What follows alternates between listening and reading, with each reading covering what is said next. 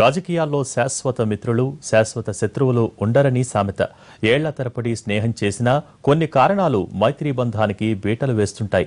బీహార్లో లాలూ, నితీష్ల మధ్య స్నేహబంధం దాదాపుగా తెగిపోయినట్టే కనిపిస్తోంది. బద్ధ శత్రువులు మిత్రులుగా మారినా కొడుకు విషయంలో ఖచ్చితంగా ఉండటంతో లాలూతో కటీఫ్ చెప్పేసేందుకు మొగ్గు చూపుతున్నారు నితీష్. బీహార్ సీఎం నితీష్, ఆర్జేడీ అధినేత లాలూ యాదవ్ గతంలో ఇద్దరికీ అస్సలు పడేది కాదు. పచ్చగడ్డి వేస్తే భగ్గు అనేంత వైరం ఉండేది ఈ ఇద్దరి మధ్య.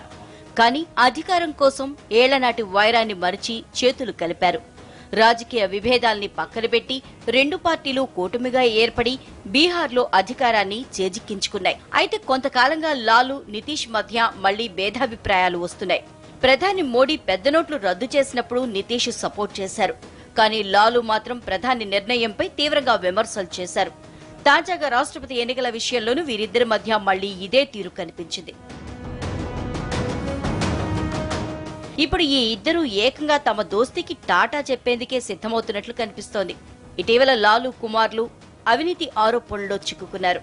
తన కేబినెట్ లో డిప్యూటీ సీఎంగా ఉన్న తేజస్వి యాదవ్ పై ల్యాండ్ ఫర్ హోటల్ కేసులో ఆరోపణలొచ్చాయి. దీంతో 4 రోజుల్లోగా సమాధానం చెప్పాలంటూ తేజస్వికి డెడ్ లైన్ పెట్టాడు నితీష్. అయితే రాజీనామా చేయాలని పరోక్షంగా సంకేతాలు వస్తుండటంతో తన కుమారుడు తేజస్వి ఎట్టి పరిస్థితుల్లోనూ రిజైన్ చేసే ప్రసక్తే లేదని తేల్చేశారు లాలూ.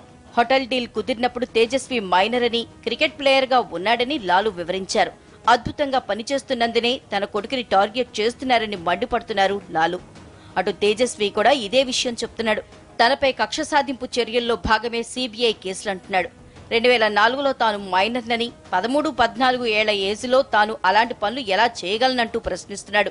నోట్ల వ్యవహారం, రాష్ట్రపతి అభ్యర్థి, ఇప్పుడు కుమారుడి వ్యవహారంతో రెండు పార్టీల మధ్య అగాధం పెరిగిందనే సంకేతాలొస్తున్నాయి.